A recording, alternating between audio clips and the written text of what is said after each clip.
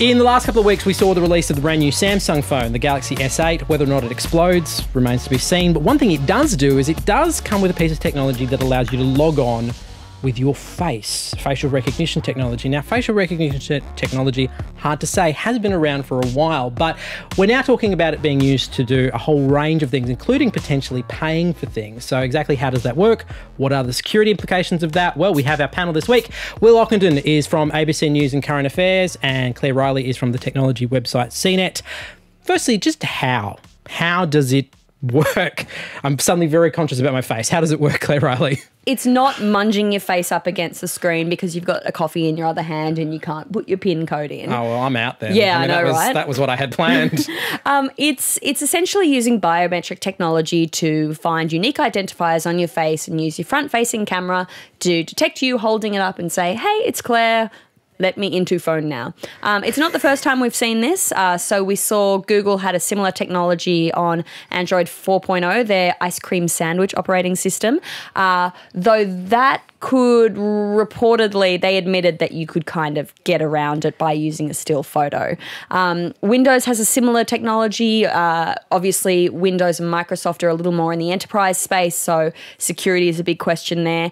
Reportedly, it could tell twins apart. So it's not a new technology, but how advanced it is, that's the big question. The Windows one, as you were saying, Windows Hello, has been around 2 years. So it's not like it's completely new, as you were saying. I suppose one of the reasons why it's a bit slow to take off, the Windows Hello one decided that you had to actually have to use an infrared camera. So it doesn't use just visible light that gets around different lighting conditions, that kind of stuff. So that was one. And then they have to rely on the laptop manufacturers to bring that technology into your laptop or your desktop. So they release this big exciting thing and then it's sort of like, oh, okay, you've got to rely on the hardware before it really kind of comes off the ground. Yeah, but it has been getting better. Like the first, with the iPhones, the first fingerprint readers on the thing they worked okay, but I think the later versions have got better and better as the technology improves. Unless you've got wet fingers. Does anyone else find that? You get wet fingers, it just stops working. Yeah, is that just a me problem?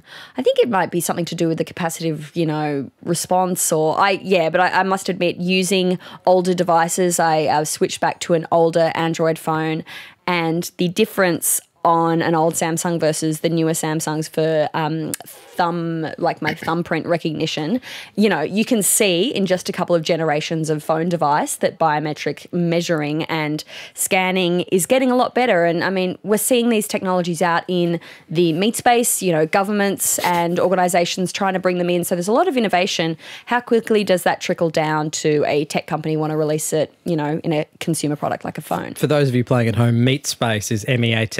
It's fleshy people. The real world. The role of facial recognition technology is really changing at the moment.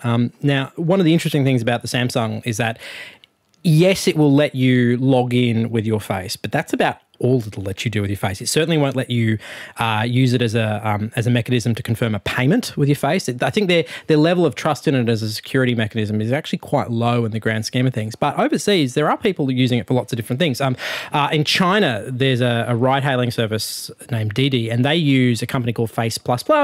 I think I have to say it like that, to actually confirm that the driver who's behind the wheel is actually the driver behind their wheel using facial recognition. Are there examples of facial recognition out and about that you find particularly fascinating, that you think are really interesting? I think the idea of biometric security at airports is really fascinating because we're seeing, you already have, if you have one of the more recent passports, you have biometric information stored in there. So things like your fingerprints are stored inside the chip, inside the passport.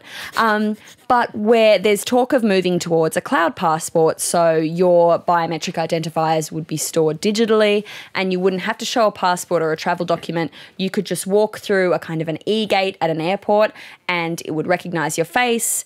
It's going to match you with the photograph that they have in a system somewhere in the cloud and you can travel on to Bora Bora safely. So it's set to be trialled this year, I know, in Canberra International Airport.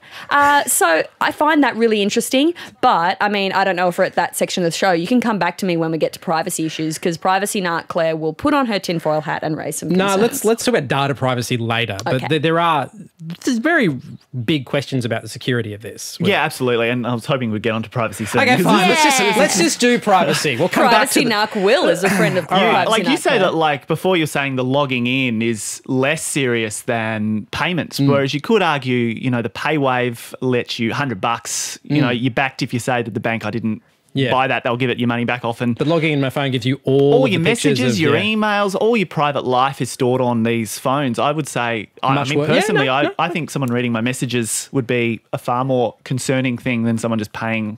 And it has to be said, I've got messages from Will, and they are spicy. They are graphic. It's the whole question around security, and I hear people say this all the time in the tech space.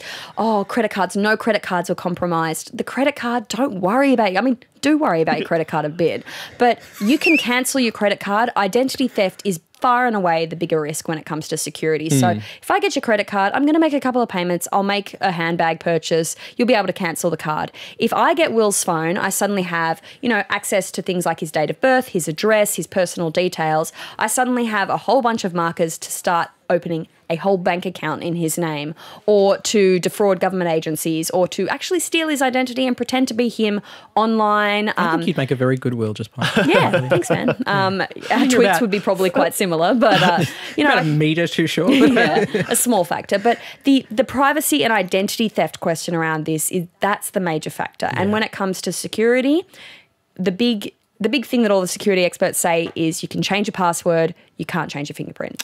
Yes, and Or biometric your data, once face. you start storing this in the cloud, as you were just saying before, once your face dimensions have gone, they've gone. Yeah.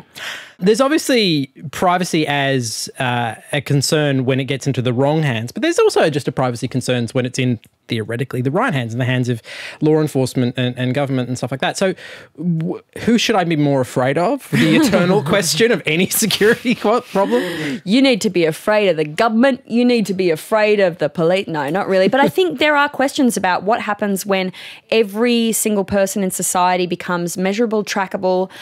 We saw this when the UK brought in a whole bunch of CCTV security cameras around cities, and people suddenly started to think, you can track my movements, and that's great if I've gone missing. What if I don't want to be tracked? And it's not a problem when you've got millions and millions of people in a city. It suddenly becomes a problem if you become a person of interest. And if you're mistakenly identified as a person of interest, you become trackable. You're, as you say, you can't change your face. This is the body you were born with, and it is a temple, and you should keep it. But when it comes to biometric security, that is something that is so easily identifiable in public spaces that can be tracked online. It's concerning to me.